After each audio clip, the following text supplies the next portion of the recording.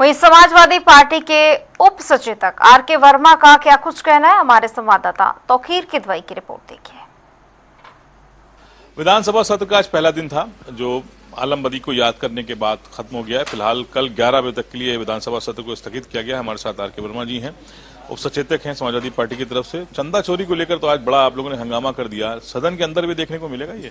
देखिए, भारतीय जनता पार्टी की सरकार में जो पाप हो रहा है, चाहे वो श्री राम के मंदिर में चढ़ावा चोरी का हो, चाहे छात्रों पर लाठी और गोली चलाने का हो, और चाहे किसानों के खाद मुहैया ना हो पाने का मुद्दा हो, हम सब लोग लगातार इसको उठाने का काम कर रहे हैं। आप कल्पना करिए कि वह भारतीय जनता पार्टी जो सदियों से जिसने घड़ियाली आंसू बहाए मर्यादा पुरुषोत्तम श्री राम के नाम पर, जिनके नाम पर श्री राम के नाम पर सत्ता पाई और सत्ता पाने के बाद उसी रामधन को चोरी कराने का काम किया। जो सरकार रामधन की रक्षा नहीं कर सकती वो देश की सरहद की रक्षा कैसे कर लेगी?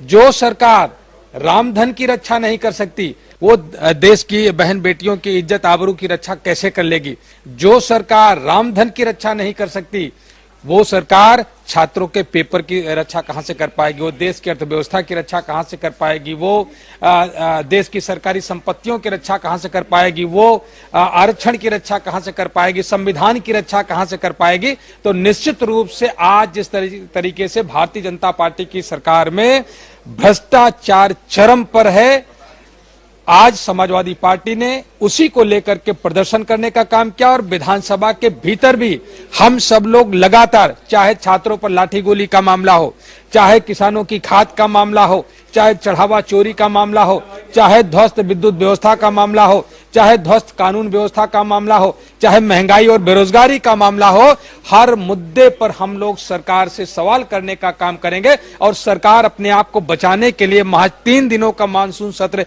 इसीलिए लाई है कि जनहित के विषयों पर चर्चा ना हो सके। तो चंदा चोरी का जो मामला है, क्या इसको आप लोगों ने दिया है क्वेश्चन के लिए, वहां पे एक्सेप्ट हुआ कि हमारी नोटिस जो है सरकार को चढ़ावा चोरी पर और किसानों को खाद न मिल पाने के पर दी गई है सरकार को। लोकसभा में भी बहुत चर्चा देखने को मिली है, बहुत वहां पर अलग अलग तरीकों से विरोध प्रदर्शन हुए राम मंदिर चंदा चोरी को लेकर। पप्पू यादव के पहनावे को लेकर बड़ी चर्चा हो गई है। भारतीय जनता पार्टी के नेता आप लगातार उनको टारगेट कर रहे हैं, कह रहे हैं उस तरह के पहनावे नहीं पहनना चाहिए था, सनातन का अपमान। अच्छा, यहाँ पर हनुमान जी को सड़कों पर गलियों पर नचा दिया, ये सनातन का सम्मान है? ये भारतीय जनता पार्टी के लोग मुखौटा लगा कर कुछ भी बोलेंगे तो वो देश सुनेगा उनको? सनातन के सबसे बड़े विरोधी अगर हैं तो ये भारतीय जनता पार्टी के लोगों का धर्म का चोला इनका उठ चुका है कि जिस मर्यादा पुरुषोत्तम श्री राम का नाम लेकर के सत्ता में आए, सत्ता में आने के बाद उन्हीं के रामधन को चुराने का काम किया, उन्हीं का चढ़ावा चोरी कराने का काम किया। तो आप समझ सकते हैं कि धर्म का चोला इनका उठ चुका है। अब जनता इन पर विश्वास नहीं करती है। अभी चुनाव नजदीक आ रहे हैं, समाजवादी पार्टी की क्या रणनीति है? तो आखिरी सदन सत्र था, अब इसके बाद समाजवादी पार्टी क्या ग्राउंड पे नजर आएगी उस तरह से, क्योंकि अब 2027 का चुनाव नजदीक है। अभी हम आपको योजनाएं तो अपनी नहीं बताएंगे, लेकिन ये विश्वास जरूर दिलाएंगे कि 27 के चुनाव में भारतीय जनता पार्टी को हराकर समाजवादी पार्टी सरकार बनाएगी। बहुत शुक्रिया हमसे बात करने के लिए। आर.के. वर्मा जी हैं, उनका कहना है कि राम मंदिर चंदा चोरी का जो असल मुद्दा था उसका रूपांतरण लोक सभा में किया गया था, और जहां पर भारतीय जनता पार्टी के लोग अब विरोध कर रहे हैं पप्पू यादव का, वो सिर्फ एक मात्र रूपांतरण था। जबकि असली कहानी ये है कि उत्तर प्रदेश राम मंदिर चंदा चोरी को लेकर अब सड़कों से लेकर सदन तक ये मुद्दा देखने को मिल रहा है। और फिलहाल उत्तर प्रदेश के चुनाव में भी ये माना जा रहा है कि राम मंदिर चंदा चोरी का मामला सबसे ज्यादा गर्माने वाला है। कैमरा पर्सन रियाज के साथ तौकीर किदवई, जनता टीवी, लखनऊ।